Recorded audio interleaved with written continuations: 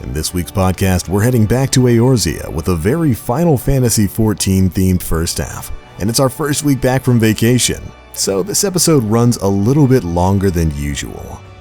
You'll have to forgive us for that. We were having a little bit of fun and trying to get caught back up. This week's podcast theme is called The Navigator's Veil. It's the theme song for the city Limsa Lominsa in Final Fantasy XIV: A Realm Reborn. But alright, thanks so much for tuning in, and we hope you enjoy episode 21 of the End of the Week podcast, where every day is the end of the week. Thanks for listening.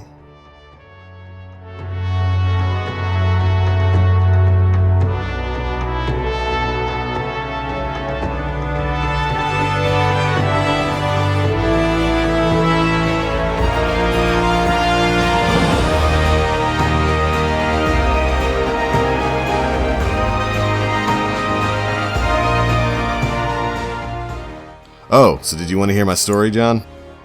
Yes. Alright, so here's how things go. First off, I'm back from vacation.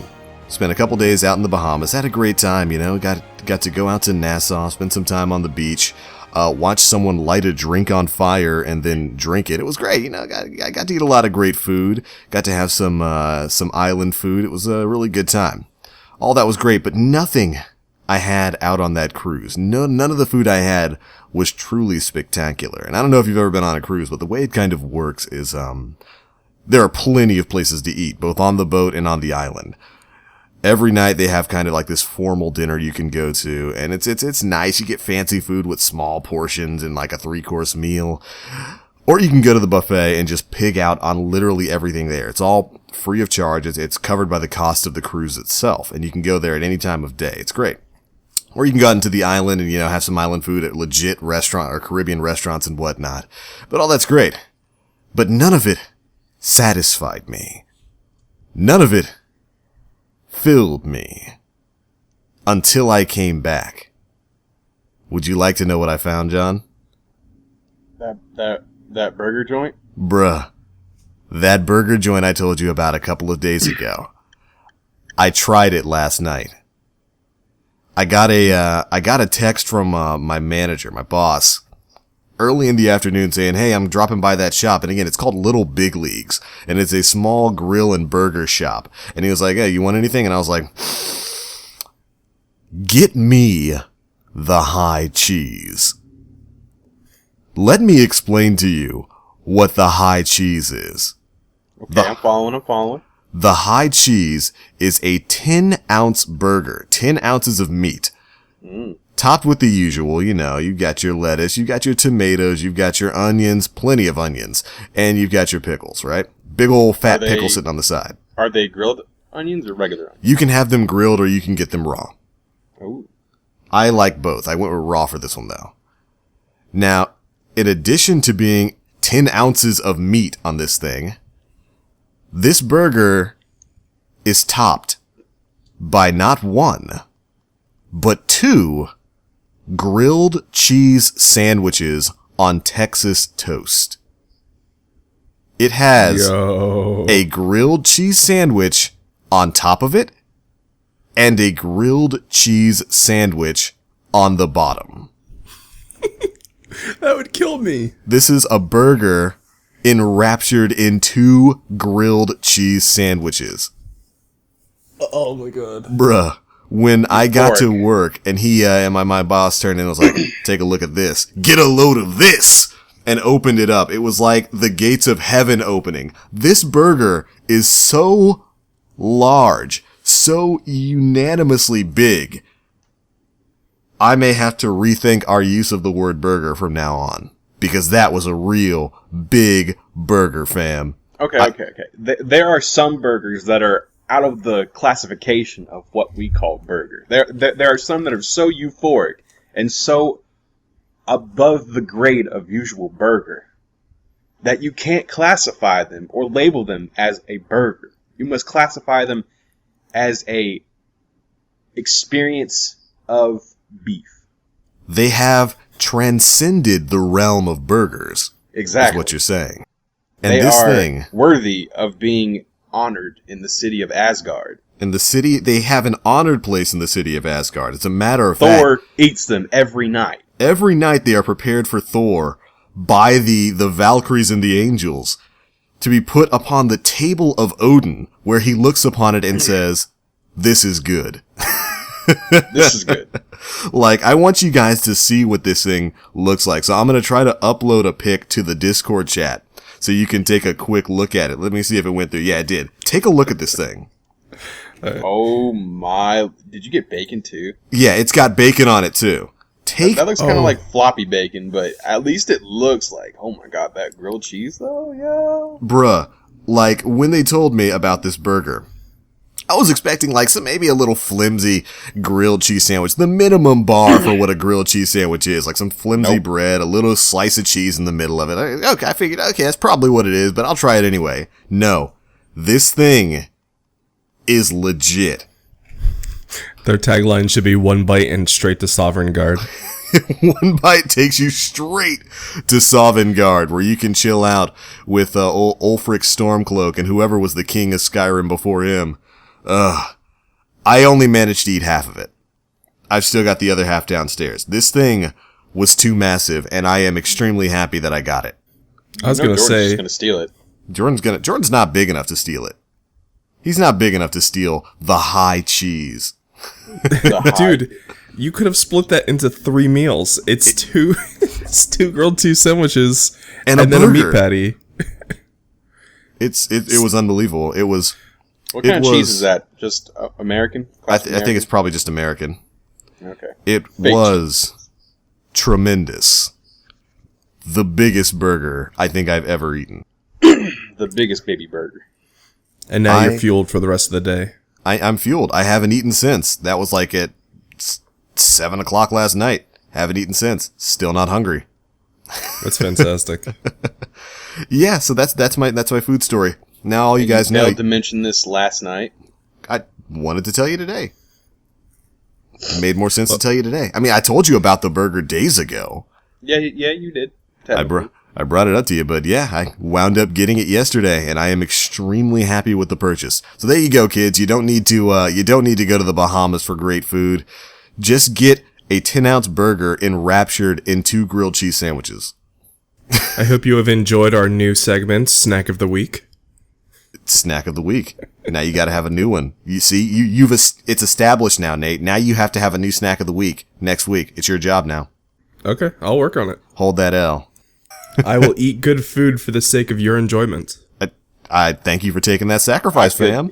I could technically do one right now. So I think I'll save it. No, yeah. Do it. Do it right now. Basically, it's very, very similar. We have a restaurant here locally. It's called the Traveling Hobo, and it's like yes, it's like a burger joint. And I went in there a couple days ago. You know, I think I was running errands like around town, and I was like, I'll just stop in and get a burger. I mean, and I've been here before, and they have similar burgers like to the one that you just talked about. You know, they have one with grilled cheese, but it's not as big as that. Not nearly as big as that. And they have what's it called? They have like fish and chips and stuff, and they have other like variants of burgers. I think they have like a spicy chipotle burger, but one caught my interest. It was a hamburger with a flat egg and bacon sandwiched between 2 Krispy Kreme donuts. What? Yes. Do you live in Texas? No. I live in Georgia, fam, and we might as well be close to Texas when it comes to diabetes. What is the name of that restaurant? Because I feel like I've heard of this before. So I think I have Hobo. too.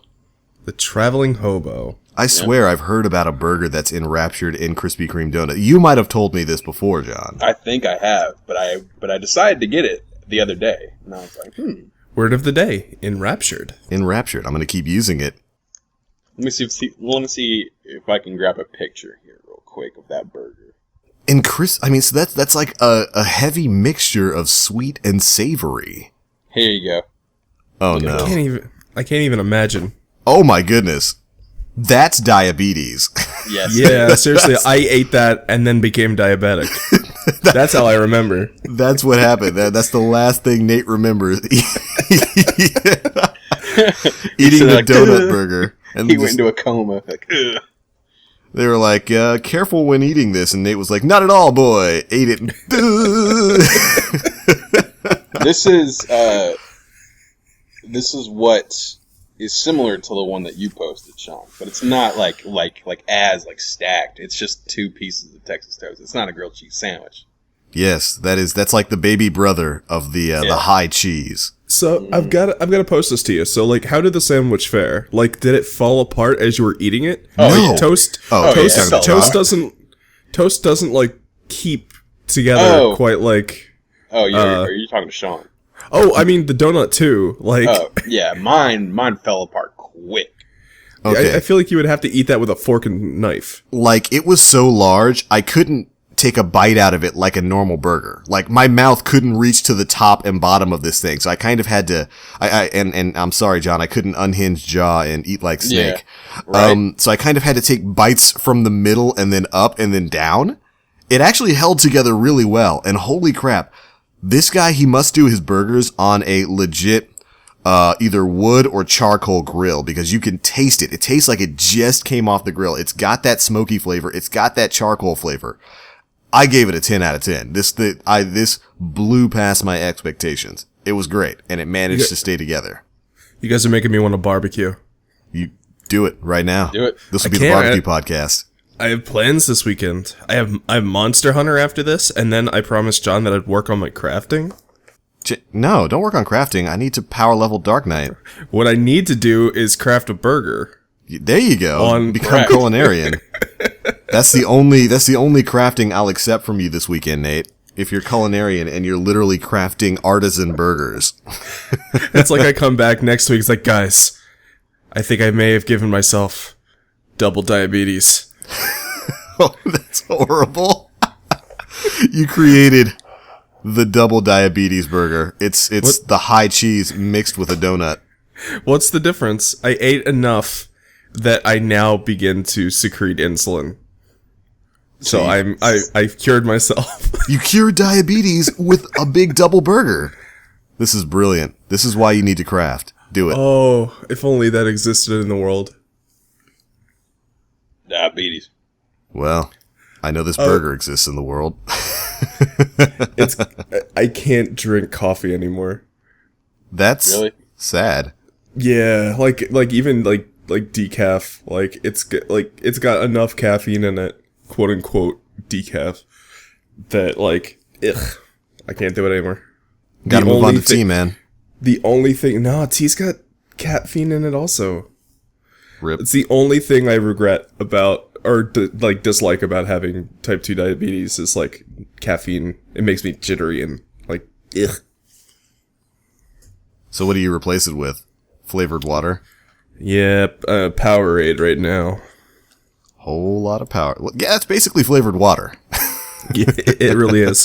Hang on. You're not giving it enough credit. It also has ion 4 sodium, potassium, calcium, magnesium, and helps replenish 4 electrolytes lost in sweat.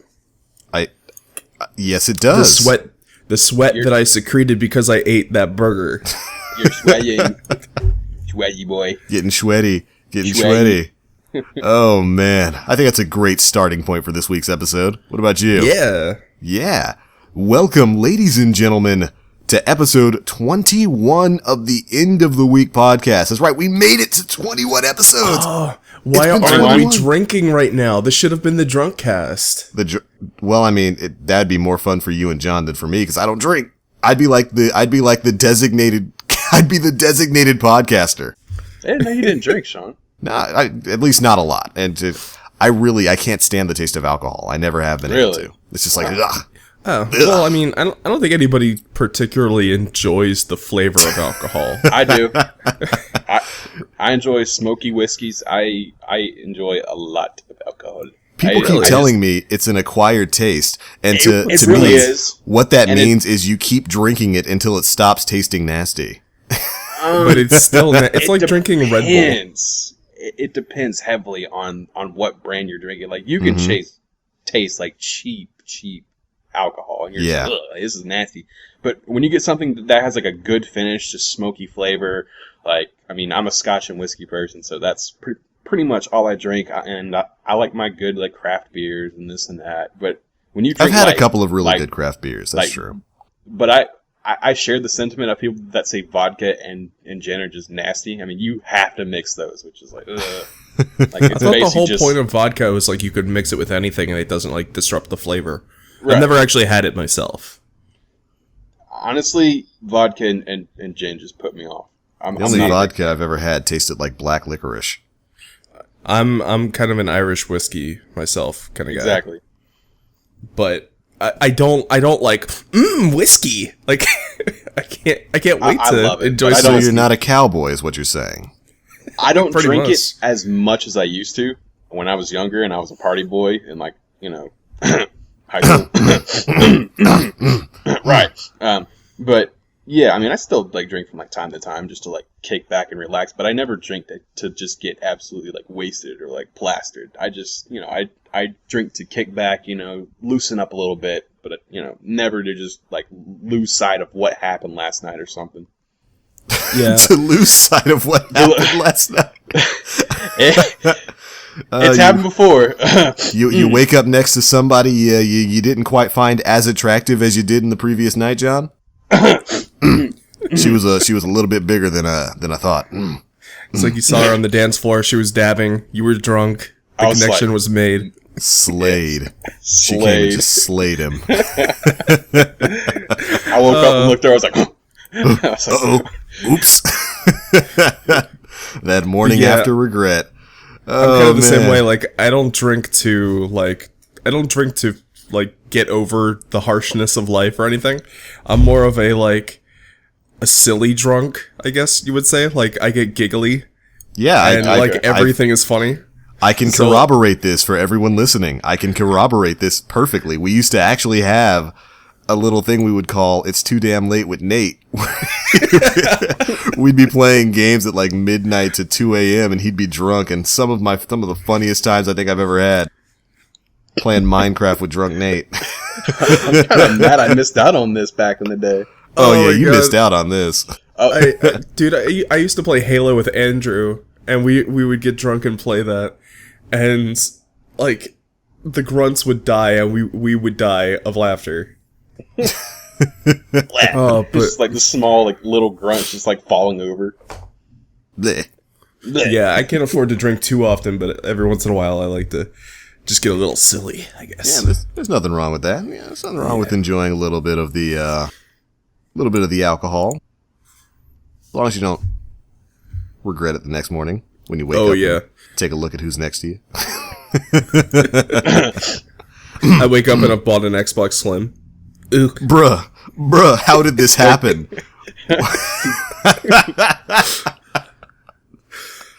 Oh, poor life choices. But welcome everyone. Again, episode 21 of the End of the Week podcast. We're already off to a great start. Today is Saturday. What is it, the 6th? Today August is the 6th. 6th already? We're already in August? Where did this year go? Where is it going? I think a better question is, why can't this year end so I can have my NX, please? Why can't this year get closer to November so I can have my Call of Duty? Ooh. So I can drag John kicking and screaming into Infinite Warfare. He gonna have to hold it and be like, Nope. I've sat out EotW and Sledgehammer CODs for the past 2 games. I think I can do it again easily. bruh, you gonna put on your spacesuit, you gonna go out there, you gonna be a soldier, you gonna like it, you gonna do I'm it. not buying it. Bruh, I am not buying it. I will drag you kicking and screaming into outer space. No, you were correct the first time. I want to see this streamed. Yes, Nope. I'm gonna drag him kicking and screaming. I'm gonna put him in the cockpit and force him to fly around in space, getting in dogfights with other people. See, John, I'm If lucky. we ever get in the same aircraft, I'm gonna crash that shit. I'm gonna dive bomb into something. It's no worse than Jordan. Cue the scene from Sonic Adventure 2 where it's Sonic and Knuckles in the spaceship. No, don't touch that lever. Ah. Oh, and yeah, Knuckles just goes diving out because my Emmer dudes. Remember, dudes? But yeah, John, I'm lucky. Like, Sean has convinced me to buy enough Call of Duties, and I've played just few enough of them that I think he's like given up on trying to persuade me to buy them. I don't think I've wish you would ever do the same. convinced you to buy Call of Duty. I think my argument to you every single time is you've been, oh no, I want to try to like Call of Duty, and I've been, I don't think it's your type of game, and it's like, I think it is. Then you get it. No, that's then not all you true. do is play Lately. like the little co-op missions, and then you're like, all right, I'm done with this, and I don't want to play it anymore. And I was like, I told you. I told you, buddy. I told you. It's not true. That's But completely verifiably recently, true. the most like recent Call of Duty is absolutely. But like, I don't know. I do want to be like, I want to be good at a shooter, but like, Play Destiny. I don't have enough time to get good. Like That- you gotta just sit and play it a lot, and I can't. Play Destiny. Don't. That's the other thing. It's like I really do. Like I love the idea of playing Destiny, and like I enjoy playing games with you guys. So it's like I want to play Destiny, but it's so much time, and it's like I don't know. I understand. I'm so far behind as well. Not really. Of course, that didn't stop me with Final Fantasy. Fantasy. Now I'm ahead of both of you guys. Yeah, relatively speaking. It's big though. It's good. Play Destiny. Don't. What is gonna be coming up in this new expansion for Destiny? Like, what's in that? Destiny: The Rise of Iron, coming out in a little bit over a month. It comes out next month on the 20th, I want to say. Yes. 20th? What's coming out on the 23rd? Because they've been... Is it Wrath of the Machine that comes out on the 23rd? I am not sure when the raid's coming out. Because I know I keep seeing September 23rd as some sort of release for Rise of Iron, and I'm betting it's probably the raid. I was hoping they'd give it a week or two before they release the raid, but there's a lot of stuff that's coming. Of course, you got new playable areas. Where to start? This is a very big, very long list. Here's a way to do it. Gameplay tweaks, I guess. Like, Gameplay tweaks. Like what? like, are there new mechanics that make the game fresh? There's Like new classes, new weapon types, new maneuverability abilities, things like that. yes for some of that. There's no new classes. We got new classes in the Taken King. As for weapon types, I don't think we're getting... Would you consider some of the artifacts new weapon types, John? No, they're more of like armor. New armor perks and abilities and stuff? Because Yeah. I saw somebody with like a big battle axe. Is that like a new Oh, weapon? that is a new weapon type. That's a relic. That's a new relic weapon, which is kind of like a just a weapon that'll drop out in the world that you can pick up and use. They had that with starting in the Dark Below when the swords of Crota would drop, and you could pick up a sword and start using those. And that eventually became a weapon type in the Taken King, where you could have your own legendary and exotic sword. The axe is... I don't think we got a name for it, did we? I mean, it's basically Phalor's Golden Maul, but Basically. Yeah, you get a big axe that you get to swing around and demolish people with, but it's not a permanent thing. It'll run out after a while, and you just have to pick up another one. Is Destiny on PC? Not yet. Not yet. We keep asking about that. Don't know why it's not on PC. Don't know what they're waiting for, but Destiny 2, that's what. I have they're- a feeling Sony. you think it's Sony because that didn't Maybe. stop Microsoft. Probably It's either Microsoft and Sony. To be It's perfectly either honest. Sony or it's the legacy consoles and having to dev for them. And if you ported it to PC gamers would probably break the game. I don't know. Mm-hmm. That's a distinct possibility. I never understood why Destiny wasn't released for PC. I mean, we got Halo and whatnot on PC. Eventually. Eventually, yeah. You know who ported that game? Bruh. Gearbox. Yeah. Gearbox, they've got their own troubles right now, though. Yeah. Gearbox is currently Gear Burgers. Pretty much. Sad Battleborn's a about bunch it. of burgers. With a very... Man, I feel so bad about Battleborn. They should That just go game. free to play and cut their losses. Eventually, I think that's pretty much what's going to happen. That's probably what's exactly going to happen, just like it did with Evolve. And You just go free to play, put microtransactions, make a little bit of money, recoup your losses, and then do Borderlands 3. It's what you got to do at this point. Like, at this point, I wouldn't even like think about making a sequel to Battleborn. I wouldn't even think of it, because after it just flopped, and granted, it did have some terrible timing, and Blizzard challenged their release date with Overwatch aggressively. Yeah. They aggressively moved their launch date to be around Battleborn. Yeah. I don't know about you guys, but I would much rather they make like a Borderlands-esque. You know what I mean? Like, kind of like Destiny, maybe a little bit like The Division. Not quite Borderlands, because I love Borderlands, but like it's been done to death. Mm-hmm. Like that world is tapped. Like I feel like there's nothing left for them there. I think the Borderlands universe is just getting started, Nate. I mean, we're going off of Pandora. It's pretty much been hinted at that we're leaving Pandora in this next game. We're gonna go out and conquer other vaults. I'm pretty sure the next game is probably going to be the most innovative and adventurous that we've ever seen. Like, I wouldn't even be surprised if we got a MMO like Borderlands. That would be insane. But that's just my wishful thinking. That's what I think Borderlands really needs. I think they really need a change in environment and pace. I think it's about time we did leave Pandora and find some other worlds, some other vaults, some other villains to take on. We can't stay in the shadow of Handsome Jack forever, you know? And I really want them to like step up in terms of like quality of the game. Like when did Borderlands 2 come out? Like 2008? Borderlands 2 came out in 2011. 2011, and they still have NPCs that talk without moving their lips. Like, that's nuts. That might have been a limitation of the console hardware, though. I'm certain it was, but I mean, like, at the same time, like, I love Borderlands, and it's got, like, this really interesting, like, art style, and yet there's so many, like, technical limitations going on there that, like, the animations are awful. The frame rate constantly drops. Like, there's a lot of probably. Yeah, there's a lot of problems with Borderlands that I hope that kind of like takes you away from like the cool art style. It's a great aesthetic. I love the Borderlands aesthetic. And I would love to see, again, I would just love to see it expanded beyond where the franchise is currently, because it's been, I kind of want to agree with Nate. It's a little tried out, I think, in my opinion, and I think it's time for a revamp. I hope Borderlands 3 just completely changes things up. Me too. It needs it. I think it really needs it. Speaking of which, though, John, we still need to continue playing that. What, Borderlands? Yeah, man, we were having a ton of fun. I was, anyway. Yeah, for sure. But Sean. Final Fantasy, though. Yeah, Final Fantasy, though. That's the problem.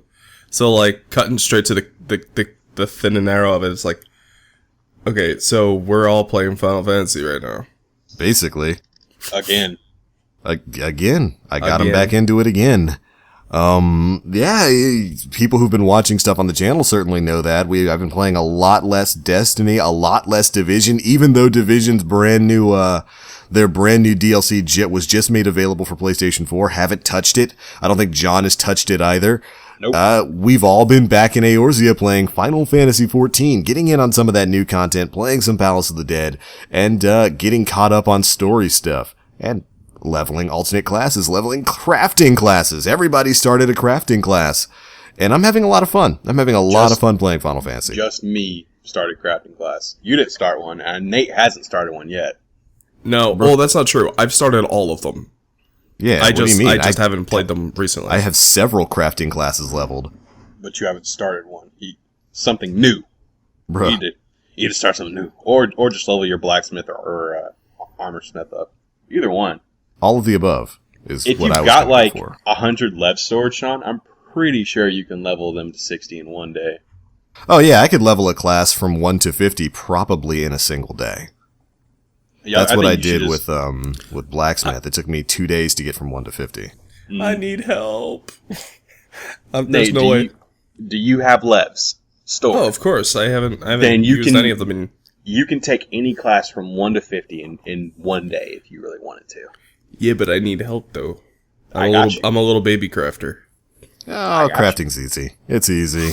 It's easy. It takes a lot of time, and I get bored. Granted, Leatherworker is like one of the more daunting classes to do. Like Leatherworker and Weaver are like two of the most daunting crafting classes to start out with, like start fresh, because it only gets easier when you start cross-classing other skills from other crafting classes. But starting with Leatherworker, which only really has like Waste Not, which only really it only really helps you if you have a massive CP and if you have a bunch of progress to like burn. Like 4-step crafts turn into 8-step crafts because you're using half the progress bar every single time. Yep. But my other problem is like I mostly tank now, and so it's like I want to do blacksmith, but everybody's already done armor and blacksmith. I haven't. Only Sean has. But also I'm not setting on like a wealth of gil right now. That's how you get a wealth of gil. You craft. You craft. I'll give you stuff to sell. Like, I'll just make stuff on my other classes and just give you to sell, fam. Okay. I don't mind. I will, like I said, I'm gonna stay true to my word and I'm gonna craft this weekend, but... Yay. I mean, as with any class in Final Fantasy XIV, it takes a while to get into the swing of it and to really start making progress. But crafting overall, it's not bad. It's a lot of repetition, but I don't think it's bad. I don't think it's that bad at all. Dude, I don't mind repetition. I took Fisher to like 25 or 30 or something. Well, there you go. And of course, with crafting classes, you level a lot faster than you do with Disciples of War. Mm-hmm. But how about you guys tell us about your new free company? Oh, Zukovsky? Zukovsky. Yes. That's about it. It's Zukovsky. Yeah, that's about it. It's for the fam. It's for the big fam. And you can't have it. Yeah. Unfortunately, I'm like, to make matters worse, it's like I logged in yesterday. John was like, "Hey Nate, there's fireworks going on. Like, get in on this." I'm like, okay. I log in. One of the people from my free company is like, "Hey, so I know you got the 50 with your Astrologian. Did you ever find a good star globe?" And I was like, "No." They were like, "Oh, well, I crafted you one." I'm like, "Oh my god, thank you." He is indebted. I'm indebted to my... Good. They're a bunch of good people who took you in, ran you through a bunch of content. I like that. That's good. That's what free companies are there for. They are definitely really good people. Like, I want to join your guys' free company, but I just can't. That's all right. The glory of Zukovsky forgives you.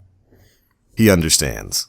I kind of wish you guys had just joined our free company, because then you would have truly been happy. The glory of Zukovsky Not cannot be denied. As a thunder god of Sid. Nope. Zukovsky's bigger. Yes, it is. He's much larger. You fight for the glory of Zukovsky.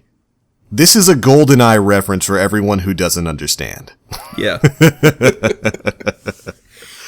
Oh, man. But yeah, we've been having a lot of fun in Final Fantasy XIV. I finally got back to grinding up Dark Knight. I'm a little bit over 40 now on that. Most of that came from like yesterday, though. I got like 3 level ups.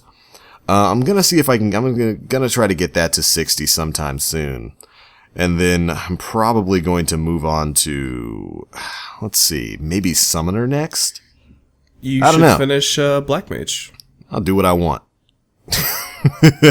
What level do you have that at? Like 54, 56? Like 53, 54, somewhere around there.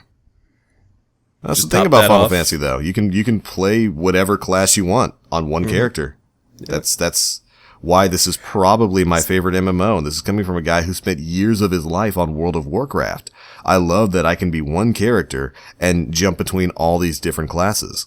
Sorry, account. I wasn't like giving you an order. I was just saying it being at 53, like it's all downhill from there. Like you just run a couple dungeons and you're good. Plus you get those back-to-back-to-back skills. Your 50 to 60 skills. The windfall from like 55 to 60 is pretty strong, which is a good thing because back in the day, the grind used to take forever. And I just super glad that they... Yeah? I was going to say especially soloing it. Oh, yeah. And I'm super glad that they've streamlined that a bit so you don't have to spend literally half your life trying to level up a single class. It used to be bad. It used to be really, really bad. Yeah, it did. But But yeah, I'm really enjoying. Like I did Palace of the Dead, Black Mage, to 40, 50, something like that, and that was a ton of fun. Like I really want to level that. Yeah, I need to get back into Palace because I really want to get in there, and it's a great source of EXP for the classes that I'm running now. And I really want to get in there and try to get my Aether Pool arm up to plus 30. I want that easy cheesy I-235 weapon. I want it. And someday maybe they'll give you I-235 armor from it too. So maybe sometime this weekend, as a matter of fact, probably after the podcast, I'm probably going to jump on, start a new save file, and go rushing through there because the gains it's too good to miss out on. I mean, if you're under 60, you get a decent amount of EXP every 10 floors, generally enough to level you up at least once, if you're in the higher brackets, like maybe 40 and up. And if you're 60, you get tomestones of esoterics, you get poetics, you get lore in increasing amounts for every 10 floors. It's just a great, fun place to be. It's pretty casual for the first 30 floors, and then it provides a decent challenge from about 40 to 50. I like it. I've really been impressed with Square Enix's addition of the Palace. What do you guys think about it?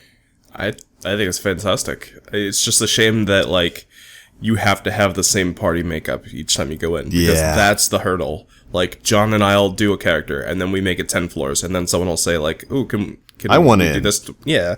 So the next day we'll go in, and we'll do 20 floors with that person, and then they're not available the next day, and somebody else is. So I must have restarted Palace of the Dead progress, like, 12 times. Same here. I keep restarting it. I think the only original save file I have left is maybe, like, me and John on the first day, just the two of us running through it.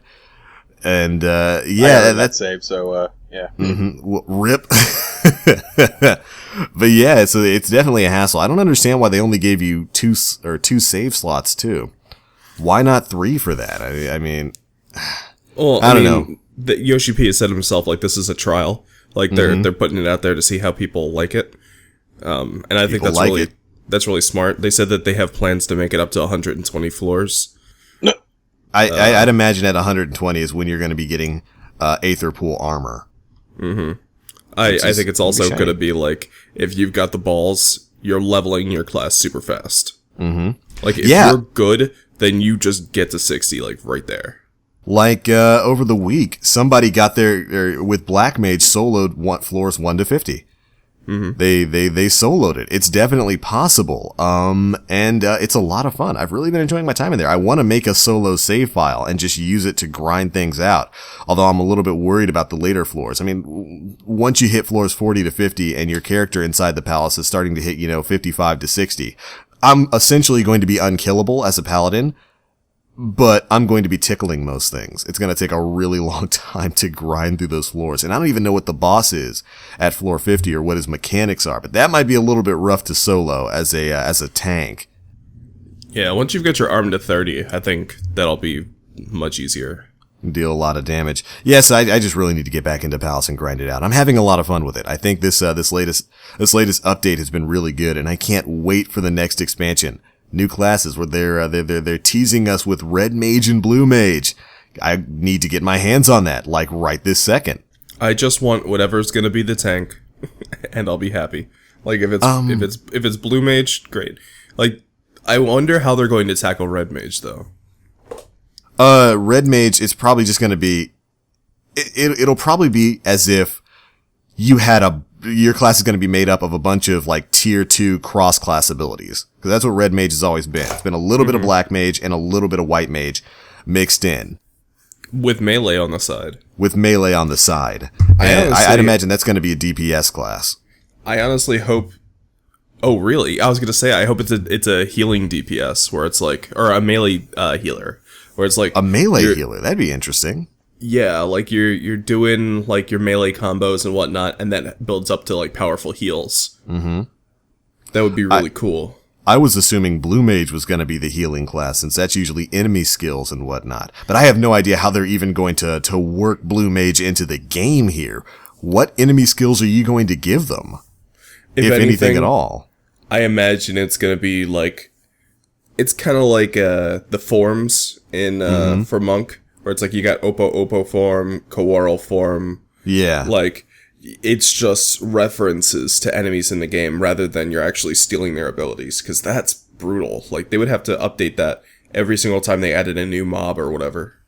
And I mean, remember how effective that is. The enemy skill materia, which was a reference to old school blue mages in older Final Fantasies, but the enemy skill materia from Final Fantasy VII had some of the best abilities in the game. White Wind, what was it, Limit Level 4? Great stuff in there. And then like Blue Mage in Final Fantasy V, one of my favorite classes. So yeah, I have no idea how they're going to be implementing that into Final Fantasy XIV, but you might be right. It might just be like small reference skills rather than being something in particular. I'm probably not going to be able to pull a Final Fantasy Tactics and rush in on enemies and do a bomb self-destruct. That would be pretty sick, though. That would be fantastic. That was one of my favorite things to do as a blue mage in previous Final Fantasy games. But I guess we'll see. We'll see. I'd imagine the new tank class is probably going to be the long-awaited samurai. People are saying that, and Yoshi P has said like he both really wants to and doesn't want to make it a tank. Famously in previous Final Fantasy games, the samurai classes always had the ability to throw gil, and the amount of damage you deal is directly proportional to the amount of gil you throw. This is very famously in I think you could do it in Final Fantasy X. Okay, yeah, I know what you're talking about. If you have like 1,000,000 gil, you can throw 1,000,000 gil, it'll deal 1,000,000 damage. I think that was it. John, you played Final Fantasy X, right? Yeah. Was that in Final Fantasy X? Because I remember Yojimbo had something like that. But yeah, was something similar to it. I think it was proportionate to how much gil you threw was how much damage it dealt. It's been so many years since I played 10. Like, at least 7 to 8 years, but I still remember, like, vaguely using it, and then I was like, man, why am I throwing my gil? Like, why am I doing this? Then you look at the damage, and it's like, oh, that's why. Yes. I think I used it, like, one time on, like, one boss, and I was like, alright, I'm in a huge pinch. I think I had 2 people down, and I was like, alright, I need to get out of this. And then I just threw a bunch of gil and just beat his ass. Body him. It was definitely a thing in some of the older Final Fantasies, like again 5, which was like the holy grail of the job class system in Final Fantasy. Seriously, if anybody out there hasn't played Final Fantasy V, go pick that game up. I think it's available on like iOS and Android right now. It is a fantastic game. It's one of the sleeper hits of the Final Fantasy franchise, and the job system in it is immaculate. Mm-hmm. But yeah, so I'd imagine. I'd hope that ability is somewhere in Final Fantasy XIV in some sort of form. That would be hilarious to watch that happen. I don't know if I want to throw millions of gil, though. That sounds really, really broken. Like, I can. Make it rain. They would have to cap it. Mm-hmm. You know what I mean? But yeah. The problem I'm running into right now is, like, all 3 could technically be a tank. Like Red Mage, Blue Mage, and they certainly could. Because Red Mage is like notorious for being like a jack of all trades. Mm-hmm. So, like in Final Fantasy XI, apparently you could just like Red Mage any encounter. Like, yeah, you could just do like any. You could do Red Mage, Red Mage, Red Mage, and it'd be 3 totally different characters. Yeah, I remember that in Final Fantasy 15 or 15. Getting a little ahead of ourselves. Next month. I remember that in Final Fantasy XI. And, I mean, again, that's a good way to describe it. Jack of all trades is literally what the Red Mage class is. You get some of the best magic from each mage class, and you get to put it on a character who's also melee viable. They got a nice little sword so they can get in and deal physical damage. I wonder if it's going to be a class that you can run either as a DPS or as a healer. Sort of like, Arcanist. Red Mage would also be really interesting if it were like a Palace of the Dead exclusive. You think they would do that? My goodness. I doubt they would, but viable solo runs with it. Mm-hmm.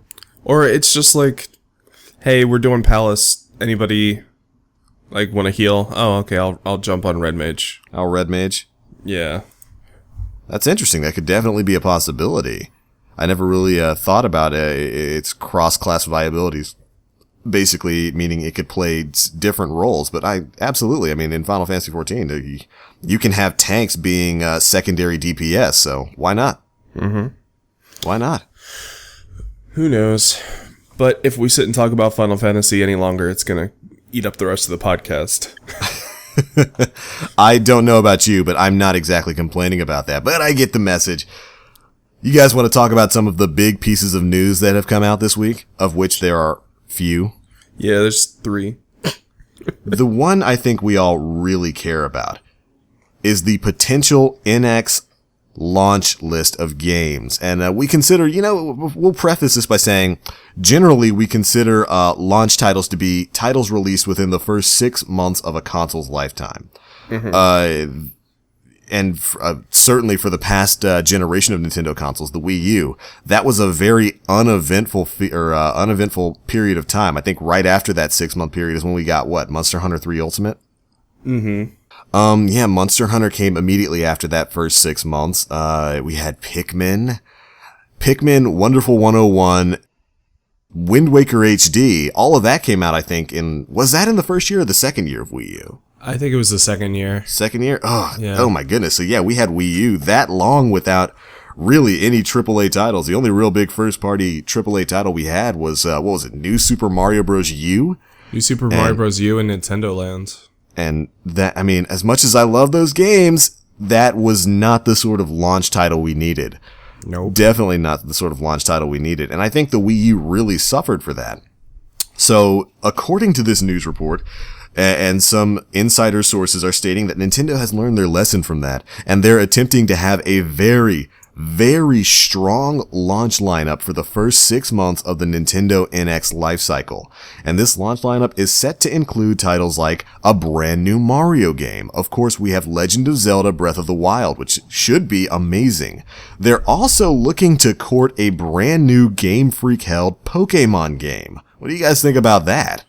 It all makes sense. Like, there's a reason why Pokemon Sun and Moon is so different from what we typically expect. Like, from what I understand, there's not going to be gyms. There are forms. I actually hadn't heard about the no gyms thing. You want to take a little bit of time to explain that? I don't know that I know everything about it, but apparently there are like kahunas that you like take on. They're 4 of them rather than like the 8 badges or whatever. And it's kind of like once you finish an island, you take them on and then move to the next island is like roughly how I believe it's going to happen. Interesting. So that's cool. There's new Pokemon forms.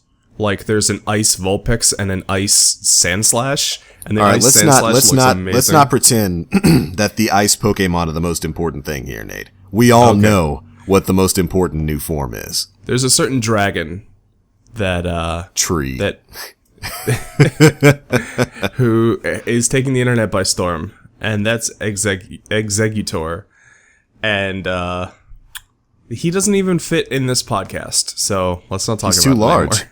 he's too large. He's got John triggered over there, like bruh, 4x weakness to ice. Ugh. Executor, new form. He becomes a palm branch, and his neck is the largest thing. Like his neck is as long as Sonic Boom's limbs. It's literally a power pole. He's a power pole. He extends, and he becomes a dragon for whatever reason. He gets the dragon typing. Mm-hmm.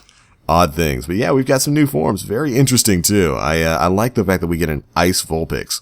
I think this is an interesting way to reintroduce the original 150. Yeah, to add some brand new to add some brand new forms, brand new exciting things to them. I mean, it's not gonna be, but I hope it's all 150. I hope so too. Yeah, I would love that. I would love to see some new forms for classics like Magmar and whatnot. And I think I think part of this was inspired actually by the Pokemon anime. If anybody out there has been watching the current season, X and Y, it's actually really, really good. Apparently there's like a Ash's Greninja can turn into like Ash Greninja or whatever. Yes. Spoilers for everyone out there. Ash is, what is it, Froakie? Eventually when it evolves into a Greninja, he gets an ability to almost pseudo mega evolve, where Ash basically, his mind merges with Greninja. and he becomes Ash Greninja. And it's a very interesting ability that has kind of taken the Pokemon world by storm and might have inspired some of the game creations that we'll be seeing moving on into the future. But again, I would absolutely recommend the new Pokemon anime to anybody. The animation is fantastic. The writing's actually pretty good nowadays. If you can get past the voice acting, you're golden. It's good stuff. I bet I could watch it in Japanese and be okay. Oh yeah, of course, because the Japanese voice actors have been the same for like the past 20 years, so. No worries on that front. But yeah, so we're apparently going to be getting a Pokemon title to launch with the Nintendo NX. I'm wondering if it's going to be like a stadium-style game, or if it's going to be a full-blown 3D adventure. Dude, like, we're going to get our hopes up hoping that it's a 3D adventure. And it's going to be a Coliseum. It's going to be like Pokemon Shuffle. Ugh, I hope not. They said Game Freak is at the helm of it. Again, all of this is speculated. All of it's rumor. But they said that Game Freak's at the helm of it. And I don't think Game Freak does Game Freak do the spin-offs? Yeah. They do some of them at least. Now I'm incredibly sad because I don't want that.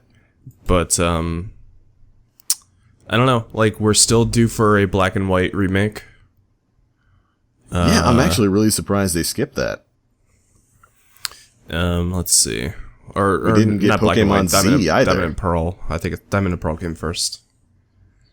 But like, on the other hand, like if it's a Pokemon, like MMO, like Pokemon Go has shown that there is a crazy amount. Like I know Game Freak for whatever reason likes to believe that like as long as they stay within their own like wheelhouse, they'll be fine. But like Pokemon Go has shown that there is a tremendous desire for a Pokemon world. Like there is. If they just made an MMO, can you imagine like an MMO, but like you can take it on the go with your NX like detachable or whatever? Which, by the way, is what the NX is rumored to be. It's rumored, and we've heard this rumor so many times over the past year or two, I'm starting to really believe it's legit. The NX is speculated to be a mobile console, kind of like a handheld, but a little bit bigger than that you'll be able to, when you're home, hook up to your TV and have a home console experience, but you'll be able to take it out and move around.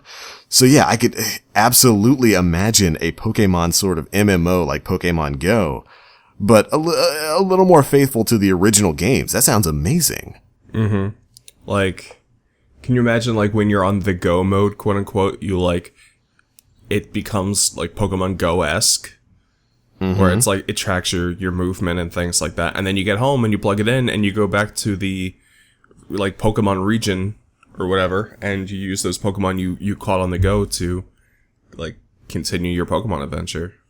And just out in the world catching Pokemon based on where you are. That'd be amazing. I mean, I don't know how you'd connect to the internet. I guess you'd have to rely on Wi-Fi unless Nintendo's going to be offering cellular service.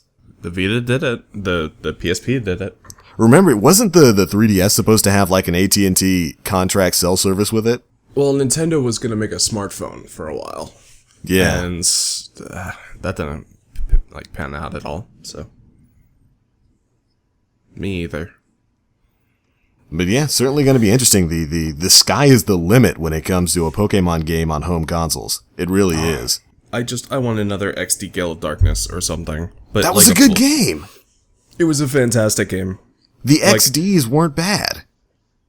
Like, the game was very limited, but I feel like the developers played with that a lot and like used it to their advantage rather than it just being like a subpar Pokemon game. So, like, all the 3D models are already made. That's all I'm gonna say. Like, Pokemon Go uses all the 3D models from the 3DS games. They're very easy. They're very easy to throw a lighting engine on and just look beautiful. I mean, the resources are already right there, and the formula it's proven to work. We know. This game, Pokemon Go, came out and immediately became the most popular mobile game of all time. They have the formula here. They know it sells. So, you know, they just got to put it out there. And hopefully it's looking like, if this rumor is true, That's what they're doing. They're trying to get this game out there alongside a bunch of other big titles. Again, like a brand new Mario game, Zelda, maybe Metroid. Retro Studios has been quiet for a long time. Maybe a new Metroid game. And that's exactly, I think, what the Nintendo NX needs for a strong launch period. Because remember, we've talked about this tons of times. The Nintendo Wii U was and is a fantastic console. It really is. It's an amazing, super fun console that has a ton of games that are really fun on it. The biggest problems with the Nintendo Wii U, in my opinion, were twofold, and they're both absolutely Nintendo's fault. Number one, the marketing for the console was terrible. It was absolutely terrible marketing. Nobody before the console launched really had an understanding of what the Wii U was. A lot of people thought it was a peripheral. You remember that E3, what was it, in like 2011 when we finally saw the Wii U? Oh, yeah. And they never showed the console. Well, they showed the console itself, but it was just not in focus. They only showed the controller. Mm-hmm. And everybody thought that was the console. Everybody thought that was it. We thought it was just in addition to the Wii. We thought it was a touchpad for the Wii. And that, I think Nintendo never recovered from that. And I'm kind of seeing the same sort of problems with the Nintendo NX because we have no idea what it is. We still don't know what the Nintendo NX is. I just realized the perfect name for the NX. What's that? The Nintendo Homeboy. Bruh. It's like a Game Boy, but you can play it at home on your TV. Bruh, the Nintendo Homeboy. Yo, there go that homeboy. There go that homeboy. That's the canon. That's the new canon. That's what it is. Man. Nintendo, every week we give Nintendo great ideas. Patent that. Get your hands on it. But yeah, so I'm going to call it the Nintendo Homeboy from now on. This isn't going to stop. Selling it to the urban population. That's right. You gotta sell it to the inner city youth, fam. Inner city youth got to get their hands on it. That old Nintendo Homeboy. Man, I'm getting that one. I'm going to go home and play some Homeboy. You get your hands on that Homeboy, man. Hey, can I ask your mama if I can come over and play some Homeboy? Fam, I got you. I got you, fam. It's great. It's great. But, yeah, we really need to see something of the Nintendo Homeboy soon because it's supposed to be launching, at least by TGS, which I think is when they're probably going to be talking about it more because this thing is only a couple months away now. It comes out supposedly in March. We haven't even seen the console yet. We haven't seen anything about it. So they're going to need to ramp up their advertising game by a ton in a relatively short amount of time. And what was their excuse for not showing any of the NX thus far? Any of the Homeboy, rather? Like they didn't want people to steal their ideas? Yeah. Like, I don't know. Nintendo's always come up with, like, weird things for that. Like, I feel like part of the reason why the Wii U wasn't shown off is because they still hold to that true, like, that value of we want to make everything the most fun possible, and what's more fun than a surprise. And, I mean, while that's definitely Nintendo, they like to surprise people. They're also not wrong, because it's not a conspiracy theory like a lot of people think. A lot of companies, especially Sony, they do copy Nintendo products. Remember how the PlayStation Move came out the moment the Wii was proven not to be garbage bin hardware? The moment the adoption rates for the Wii shot through the roof? Suddenly, Sony immediately had a motion control controller ready for you, and it looked suspiciously like the Wii gamepad. Mm-hmm. And then we had Microsoft moving forward saying, Kinect, movement-based gameplay. Remember, I was actually watching a video, I think from Digital Foundry, about Nintendo consoles. And it was really interesting because this whole motion control, motion detection thing that's really become the standard in cell phones and in video game consoles now, it really did start with the Nintendo Wii. And I had to sit back and think about that. Nintendo really did start this whole almost not VR, but AR reality with motion controls in video gaming and beyond video gaming with the Nintendo Wii and how much of a success that console was. They really did change the way gaming worked, as they've done several times in the past. Not if Phillips has anything to say about it. Not if, bruh. All you have to do we did that. We did that. All you have to do when you hear from Phillips crying about a patent is say CDI. Pay me. You get real close to him and you whisper, CDI. and you shut that down immediately. Like, I like to imagine that Philips is like a little tiny office in like the Bronx, and like you go in and it's just a bunch of little like gophers popping their heads up out of cubicles going, pay me. I made that. You made this? I made this. This is mine. I own it. It's mine. Zelda, pay me. Yeah, a whole lot of that. But yeah, so Nintendo has a real opportunity here with the Nintendo Homeboy. Again, gotta keep calling it that. To blow things out of the water. And when they make the excuse, we don't want our concept to be seen just yet because Sony and Microsoft have new consoles coming out and they've got more than enough time to copy our design and do something similar. Okay, I can actually kind of believe that because it did happen with the Wii and it did happen with the Wii U. But at the same time, we need to know what's coming. We need to know what the Nintendo Homeboy is going to actually be. So that was one big problem with the Wii U. We didn't know what it was. The advertising was terrible. The other big problem with the Wii U was, of course, that during its launch period, it had no games. It took about 1.5 years before we really got those AAA titles out on the console. Super Mario 3D Land, Wind Waker HD, Wonderful 101, Pikmin. And hopefully with this rumor, it's showing that Nintendo's not going to be going down the same path. I really hope so too, because I want to buy this console. I'm probably going to buy this console on launch. And I want to have something to play. Good luck. Bruh. I usually give consoles about 6 months before I buy them. I usually give them that much time to get their launch titles out for me to warrant a purchase. With Nintendo consoles, I usually get it the moment it comes out. Like I did that with the 3DS XL. I did that with the Wii U. I was like the first person in the line there for the Wii U. And I'm going to be like that for the Nintendo Homeboy. It's just going to be that way. Dude, I'm going to I do it for their mobile consoles. Like I'll go get I think I got the XL like day one. Like I did a 3DS day one. I did a Game Boy Advance and SP day one. But for the home console since the Wii U, I'm gonna give it 6 months. I did it for the Wii U because I was skeptical, and I'm kind of glad I did because the only game I bought after that 6 months was Monster Hunter because that's all I really needed. Dude. But Zelda though. I got Wind Waker HD for free via their. Me too. I got that. Yeah. That's how I got Wind Waker HD for free. Yeah. What was it for buying something? It was some of their reward thing. It was really really vague. It was like one of their old reward programs. But Breath of the Wild is going to be a launch game. Yeah, I'm so excited for that. By the way, yeah. Like, it was going to be a launch game. With the Wii U, you were totally justified to do that because, like, what did you have to look forward to? Fucking Super Mario Bros. U? Boring. Fucking Nintendo Land? Not a big fan of their new Mario games. Yeah, like, that's fun for about 10 seconds. Like, Breath of the Wild, the most anticipated, hyped Zelda game that we've ever seen ever. Probably the most anticipated Zelda game since, like, Twilight Princess, I'd say. Mm-hmm.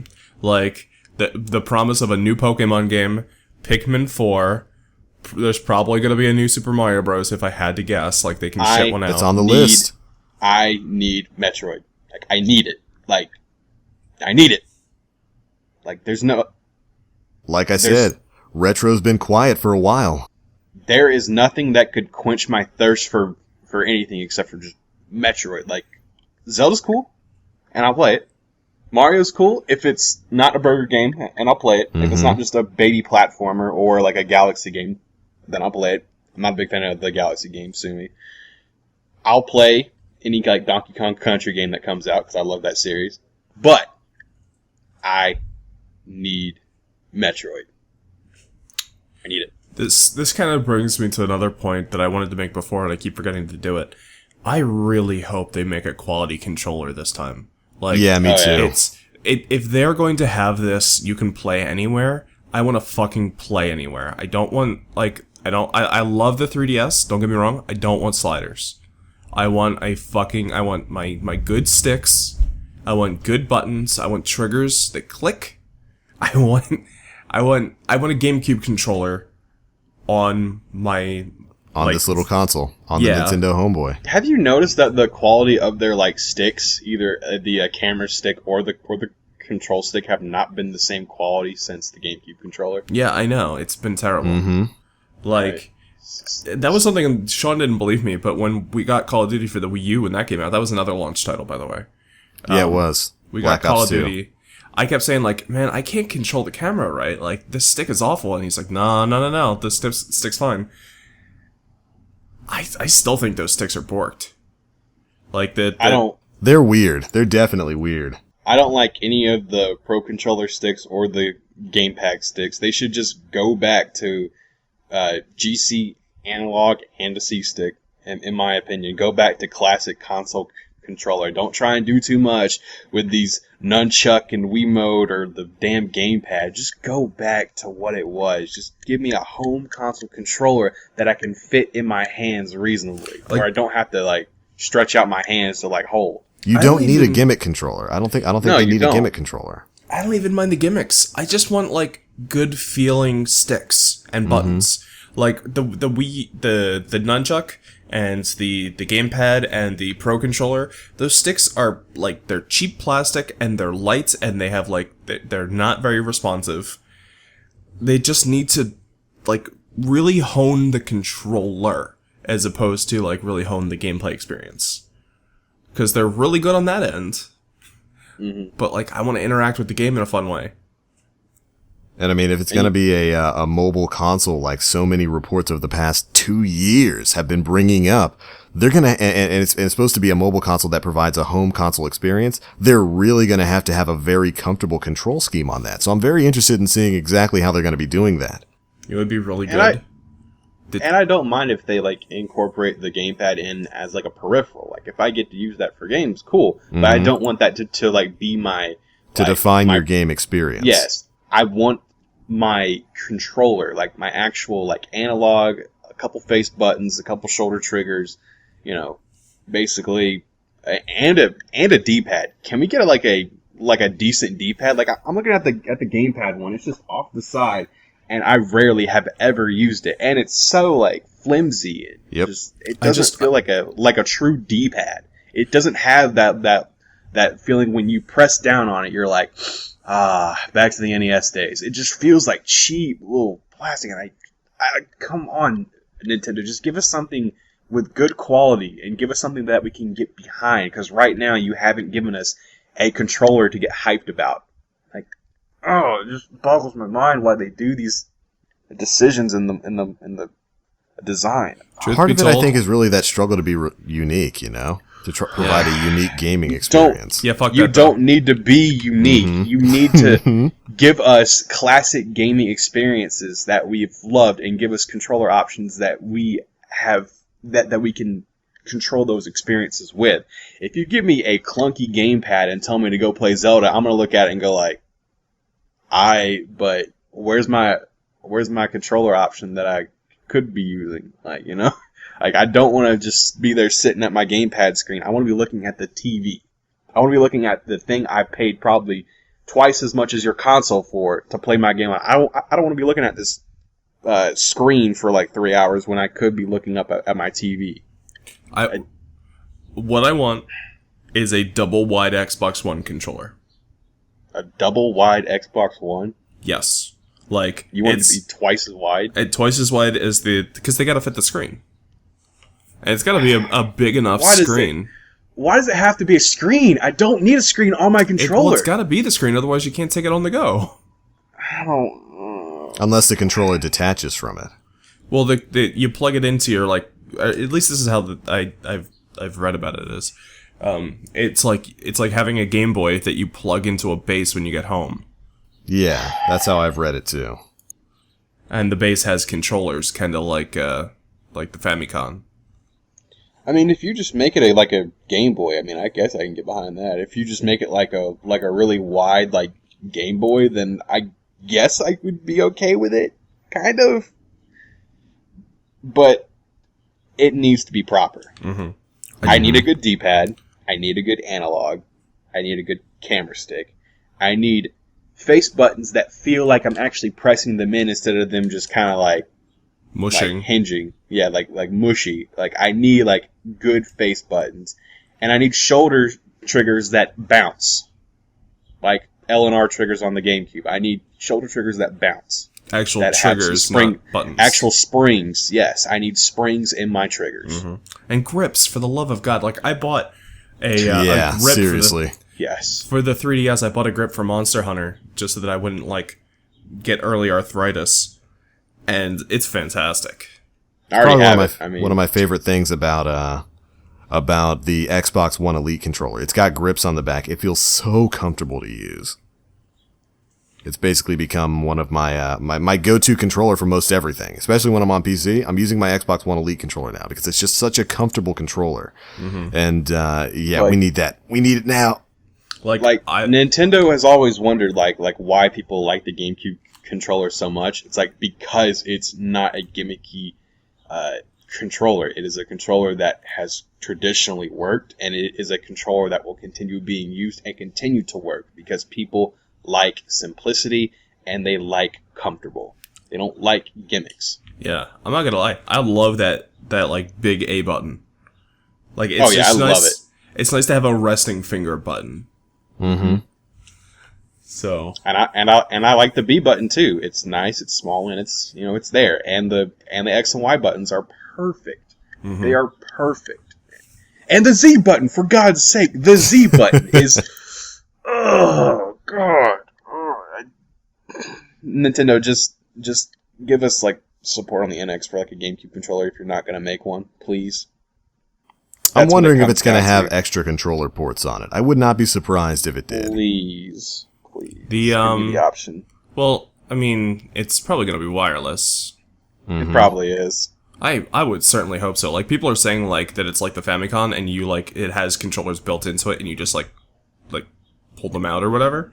So it's like a Pong machine. Yeah, like Pong. Ew. Is it also going to have like a wood finish? Like, please don't do this to me. No. Don't do the Why 80s not? wood finish. That sounds lovely. It sounds lovely if like you put it in a commercial next to like a bottle of whiskey, but it doesn't sound like something I want to put on my entertainment center. It's a more discerning console for a more elegant type of player. Also, Nintendo, for the love of God, make it standard black. Just do it. Like, stop giving us these white consoles and then don't give us the Elite. Don't make me pay more for a console that looks like it fits on my entertainment center. Please. And give us enough storage. You have not given us proper storage in probably since like memory cards. They always skimp out on the hard drive space. Give us storage. And we don't need 32 gigs. We need upwards of 500 gigs to a terabyte. Even more probably. I want to agree with you there. But, like, the pricing point, if they want to make it, like, sub 5, like, they're gonna want to make a small hard drive and then just offer you the ability to add on. Dude, 1 terabyte SSHDs are super cheap. They are super really cheap now. Like, you can get a 1 to 2 terabyte SSHD for, like, $60. The other thing is that they can market it as slim if it doesn't have a big hard drive inside. I don't need a slim. I need big. I need to be big, fam. Like, I need to be... He has a natural need to be huge. Yes. Like Sean especially needs that hard drive space because he downloads most of his games digitally. That's correct. Mm-hmm. So do I. So he needs that 1 terabyte, and so do you, Nate, I guess. You guys need that 1 terabyte to hold your games. You don't need this... we're going to release an 8 gigabyte console in 2011, and we're going to make it 32 gigs for the big package in 2011. 32 gigs. Mm-hmm. I'm pretty sure Xbox and 360 in 2006 had 120 gig. Yeah, you're not really enticing me here with your marketing, Like, you need to go bigger for storage. Like, the other thing is they need to give up this idea that it has to be a small box. Like, with the Wii U, their motto was it has to be thinner than 2 books. I never understood that. No, you need to have a big box. I don't care if it puts out heat and makes my room already a hotter sauna than it already is. If the box cannot contain the technology that you want to build, make it bigger. We don't care. We will buy big boxes. I mean, when we look at the PS4, this thing is huge and it's kicking out so much heat. And I'm looking up at my Wii U and it's just sitting there like putter, just putting along. It's just sitting there like, all right, I got this. But if you want to make waves like right now, limitations, just remove them. Go all out. We will buy it. Trust us. The Nintendo faithful who have been with you for 20 plus years, we will buy your product. And we will use it. The PlayStation is proof that people don't care. Yeah. Like, PS4 is selling the most right now, and it is the hottest and by biggest. far. It is selling the most by far. It's the games. It does not matter what the box looks like. It does not matter how big it is, how inconvenient it is. If the games are good enough, people will buy it. People will buy it. Yeah. I mean, Sony's box, it's simple, it's effective, it gets the exclusivity deals. Everyone wants a piece of it. If you can make your box more enticing, and that means removing all your little limitations and little standards that you want to go by as being innovative, you don't need them. You need to make a statement. You've got a game console, you need to make it about games. That's what I think it ultimately comes down to. Like I can't think of three other people that are more Nintendo fans than like us three, as far as like in our circle. We have loved this company for so long, and we just want them to do well. We want them to win the console war for like once. I mean, I want them to care about the console war. Exactly. They don't, which kind of concerns me because I want them to do so well. Like, I don't think Nintendo's won a console war since like Wii. It's been the Wii absolutely won that war. Whether you consider it to be on the same tree with PlayStation 3 and Xbox 360, it beat them both. It won in sales, but in terms of software, like sales, I guess it won in software sales too. But I still consider the Super NES to be like the last war that they actually like legitimately won. But the problem is they won that war without competing. Right. That's why the Wii was the way the Wii was. They put out something that happened to be a miracle box, and then it sold a whole bunch. But because it printed money and it was a cheap box, because it dropped in price like 2 years afterwards. It dropped to like $200, and soccer moms and everyone that was a casual gamer was like, "I'll just pick up this. It's it's cheaper than the other boxes, Like I think a perfect analogy would be like the Wii U was the McDonald's to the PS3 or PS4/Xbox One's like Five Guys. You know what I mean? Like, You go in, you spend a bit more money, you get a much better, more satisfying meal. But, if you need some quick fun, you go to the Wii U. Go to the Wii U. Right. Yeah. Understandable. But yeah, so that's a list of the reasons for why Nintendo really needs to raise the veil off of the Nintendo homeboy. Because we kind of need... These are important questions. These are important issues that need to be answered if that console wants to be successful. And I know Nintendo wants it to be successful. They've stated several times they want it to be a console for the hardcore fans. They want it to be a console for the dedicated people out there like us who literally buy everything Nintendo. And I want it to be that too. So hopefully when the Nintendo Homeboy launches next year in March, it'll have all that, and hopefully we'll be hearing more about it very soon. When is Tokyo Game Show? Is it next month? September, I want to say. Yeah. I want to say it's usually in September. Yeah. But in addition to all of that news about first-party games, the rumor also states that Nintendo has been courting a lot of third-party developers.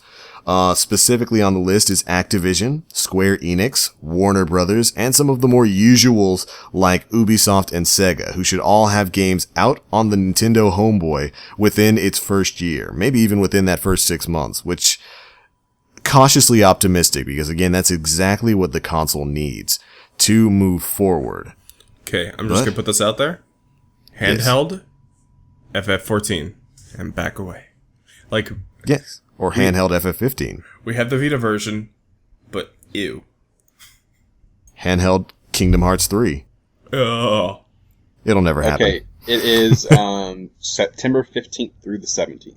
Okay, so 15th through the 17th. Not bad at all. That also, is it is next the month. 20th anniversary of the Tokyo Game Show.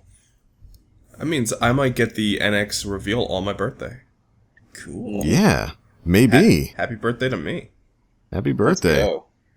Now, if the NX reveal doesn't happen during Tokyo Game Show, it's all your fault. Oh, man. You're right. You're totally right. It's completely your fault. All right, I'll tell you what. Right. You guys just get me a Wii U, or an NX reveal for my birthday, and I'll be happy. There you go. Just put it out there to Nintendo, because obviously they watch and listen to this podcast. So there you go. Make sure you reveal the NX at Tokyo Game Show, or else you're going to make us unhappy. And believe us, you wouldn't like us when we're unhappy. You're going to love my rants. You're going to love it. I guarantee it. We had a couple of other bits of news that weren't really It's nothing really that important. No Man's Sky is going to be releasing on PC 3 days after PS4. And, of course, we've had the release of the Xbox One S. Anybody care about that? I'm putting minor thought into picking one up. But, I don't play Xbox. Mm-hmm. That's the other problem with this, Xbox Slim launch. It's a sleeker box, sure, but it's not going to convert me. Yeah, same here. Xbox has already lost the console war. Yeah. I think they're putting they're hedging all their bets on the Scorpio when that eventually comes out. Yeah. They're hoping that's going to be the big game changer. Let's hope that the Scorpio does something to make Japan interested in the Xbox, because they aren't trying on that end at console. All. Yeah. They straight up sleep on the Xbox. Hey, you remember on the 360 when there was that big push to get JRPGs on the Xbox, and now there are none? Yep. Worked out real well, right? Sony's got all of them. Yeah, because it's the more familiar brand, and it sells better. Mm-hmm. Yeah, because who localizes them mostly? NIS and Xseed? Typically, yeah. Yes, okay. Basically. That's them. That's the huge. But yes, I'm not planning on getting an Xbox One S. I just bought my Xbox One a couple months ago. Feeling a bit of buyer's remorse on that because I spent $500 on this thing. We do that with a lot of consoles, don't we, Sean? We do. Although the PlayStation 4 it's paid for itself. Oh, easily. I'm happy with my PlayStation 4 purchase. It's just you have an Xbox One, and so does Nate, and we all have Vitas, so I think we know. We all have. I think we might be the only 3 people in the U.S. who own Vitas. Hey, I got I got more. If you use the hour to dollar ratio, I got plenty of enjoyment out of my Vita. It just died. It just crashed and burned after P4. But you didn't have any longevity. Not at all. It was just 3 or 4 weeks of just hardcore using your Vita, and then you just drop it and say, okay. I don't know. It's got a ton of JRPGs on it now. Oh yeah, I'd say about 5 months. I played Danganronpa 1 and 2. I played the games. Corpse Party series. I played Dancing All Night. Oh, did you? Yeah, and I also, unlike you guys, I bought the Vita TV. So at launch? No, oh yeah. On launch day. It's a great box. It's There's nothing on it. Well, no, it's better than owning a Vita. If you don't already own a Vita, buy a PS. And you're interested in those games, get the TV. Oh, the PS TV, yeah. Yeah, it's $99. You can probably find it on sale right now for $50. And you can play all Vita games on it on your TV in the luxury of your home, as opposed to on the go, trying to play a quote-unquote console experience. It doesn't work. The controller just isn't good. The sticks are bad. So we're all people who made that mistake. I've gotten my use out of my Vita. It's been holding down papers on my desk for a couple of years now. Okay, so I'm going to put this out there. My favorite paperweight. I'm really considering breaking my Vita and just putting ROMs of games that I already own on it, because I love the Vita screen and holding it. Mm-hmm. Right. But there's nothing to play on it. So I want to I own Pokemon Fire Red, the Japanese version. I want to download a ROM and stick the Japanese version on my Vita. Well, look at you, Nate. Well, all right. The Vita homebrew scene. Apparently, it just got good. Yeah, it had been slowly checking on for a couple of years. I haven't checked it in a couple of months.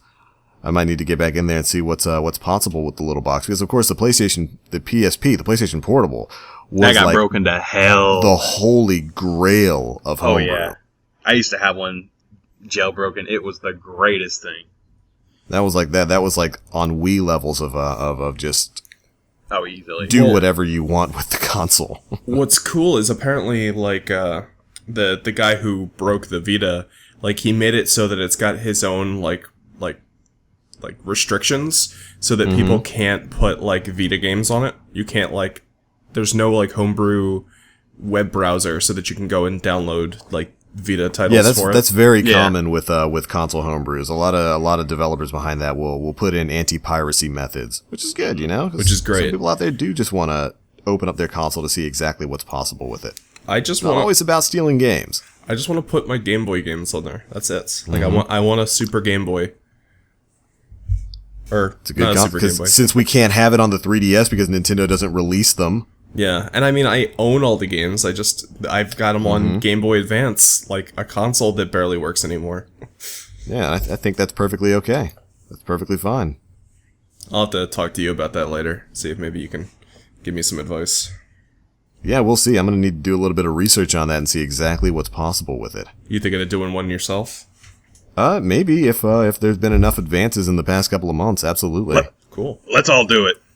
Bruh. Broken Vita boys. The three remaining Vita owners in the U.S. Let's do it. Vita means life. Now let's break that life. Let's break it and do whatever you want with it. Inject it with more life. But alright, I think that's pretty much it for the news section here. Again, I don't know if I'm going to be getting an Xbox One S. It seems like I should just wait for the Scorpio anyway. Wait for Jordan to buy it. No. Wait for Jordan to buy it, and then that'll force me to buy it. Wait for a good game to come out on Scorpio. Yeah. I mean, like Master Chief Collection 2 Kappa. It's with even less frame rate. Yeah, with even more bugs because the company doesn't know how to make the game. Ooh, I don't know if you guys heard, but 343 bunch of burgers. They're making a Halo Wars 2. Yeah, they are. Yes, they are for PC, right? That game Halo was Wars was actually really, really good. It was really good. It was basically like an alternative to StarCraft. It was just a console StarCraft. It was really good. Not bad at all. And I was happy to see the trailer for it was fantastic, by the way. But I was really happy to see that coming to the forefront. And it's coming to PC, right? I believe so. I believe so, yeah. Yeah, excellent. Their new buy it for one, buy it for all. Buy it for which I will absolutely applaud Microsoft on doing that. You buy a game for one console, you get it basically on the PC platform and the Xbox One. That's fantastic. I love that. If I can start getting my indie games like Stardew Valley and like Starbound, cross purchased. Yeah, on Xbox One and Windows 10, like I will buy Windows 10. Like it's gonna be hard to. I mean, not hard, but I think you're probably gonna have to buy it on like their Microsoft store and then go to Xbox if like those games actually like make a deal with Microsoft to put them on their store. Right. Well, there's the rub. Yeah, because right now, they're just on Steam, and I'm pretty sure devs will like love that. Be like, hey, I can get more money, and I'll just like go make a deal with Microsoft, get my game on that too. So there'll be two options to play the game. Mm-hmm. Has Microsoft said that they're going to challenge Steam? Like actually like make a good effort to challenge not Steam? up front, but they've been trying to set up their own alternative service for a couple of years now. Yeah. I would not be surprised at all if Microsoft just tries to consume Steam. Like buy them out. Yeah. You're gonna have to go talk to Gabe. I don't think Gabe gives a fuck anymore, to be honest. Like, Lord and Savior Gabe. Like, Steam is just like destined to peter out. Like it's always it's not. No. It's always going to stay stagnant, like the exact same level. They keep trying to add new features like Steam Greenlight and Steam Big Picture Mode and Steam this and Steam that, and none of them ever take off. It's just the convenience of being able to buy games. And to a creator, like an envisionary, like Gabe Newell, that's boring.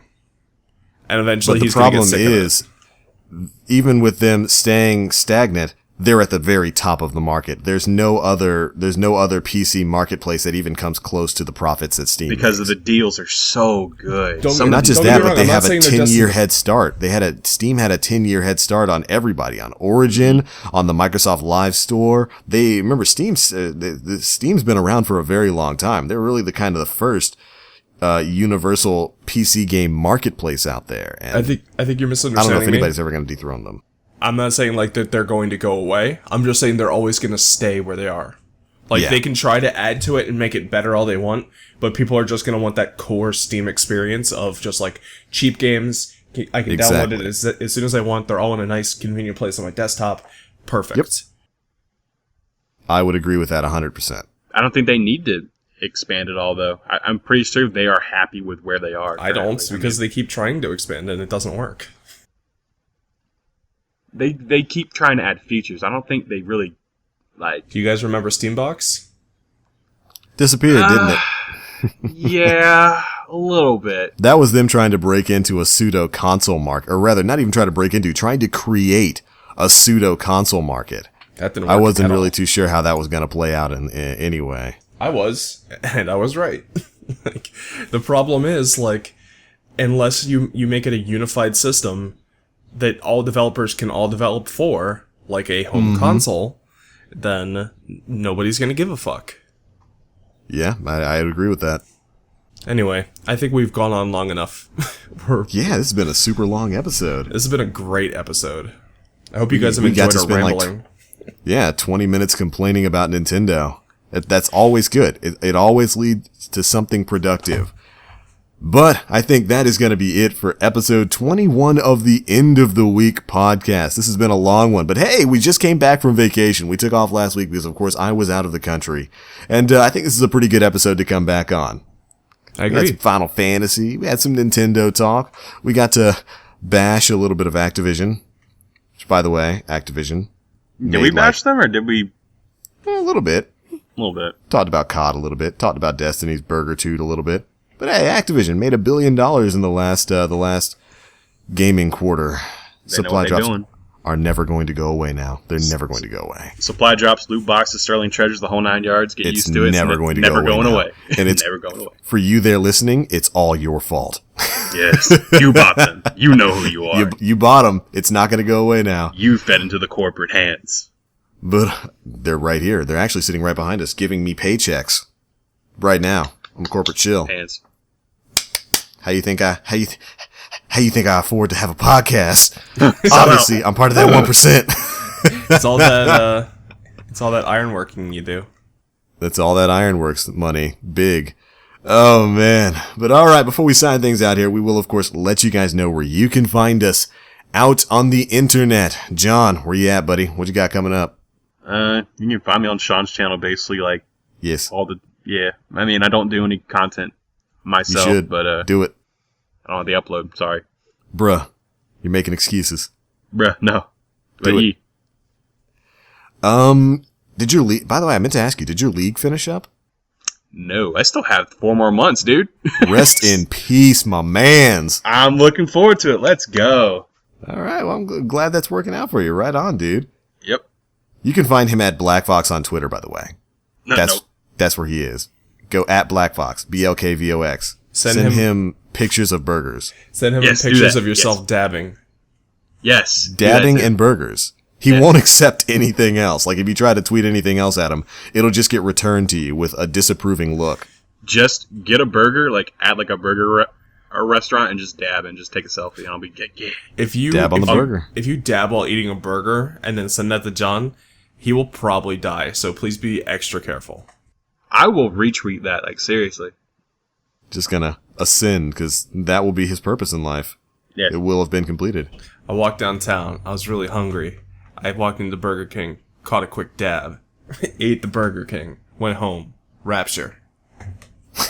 Rapture. Raptured. Dabbed. That's it. That's the end. Oh, man. Nate, where you at? What you got coming up, man? Search for me everywhere at HuntArtist. All one word. When's your next stream, by the way? I'm putting a little bit of a hiatus on streams just because, like, I've got some game stuff I gotta work on. But once that's all over, I've got myself caught up in Monster Hunter. Like, I'm at high rank. Like, I've unlocked my hunter rank, so I'll be able to, like, stream whatever I want as opposed to just low level stuff. Good stuff, man. Good stuff. Let me know when you're streaming. I'll tune into that or join in because of reasons. I would love to. I want to be famous. I want to be on stream. Yeah, I gotta get in with that HuntArtist guy. I gotta get some street cred, man. I gotta get some exposure. I need it. But alright, you guys know me. I am TheBlackLink, and you can find me pretty much everywhere on the internet at TheBlackLink. Twitter, Twitch. I've been holding more Twitch streams as of late, by the way. In addition to my Planet Destiny stream every Wednesday afternoon, I've been trying to hold some more on my own personal channel. We did some strikes and some Mayhem Clash the other day. Had a lot of fun with that. Looking to be streaming some more Final Fantasy XIV on there, so feel free to tune in. And of course, you can find me on YouTube at TheBlackLink, where my primary content can be found. As a matter of fact, the video for this podcast is probably going to be up on there before you know it. I just have to stop being lazy. As for things we've got coming up this week, let's see. There's nothing really that big going on in Destiny, so probably just some more streams. Maybe a weapon review video for Destiny or two. I've been having, I have a couple of new guns that I've been trying out and having a lot of fun with. You guys might have seen my previous weapon review video for the Paleo Contact JPK over on Planet Destiny's YouTube channel. I'm really digging that gun, and I've got a couple of others that I want to make similar videos for. So keep an eye out for that. But with that being said, this has been episode 21 of the End of the Week podcast, where every day is the end of the week. Thanks so much for tuning in after our long hiatus for an extremely long episode. This is going to be fun to edit. Boys, we did it. We did it, everyone. Yeah. Shaking hands, shaking John's hand, shake Nate's hand. High five, everybody. Do a quick dab. We will catch you guys next week. Love your faces. See y'all.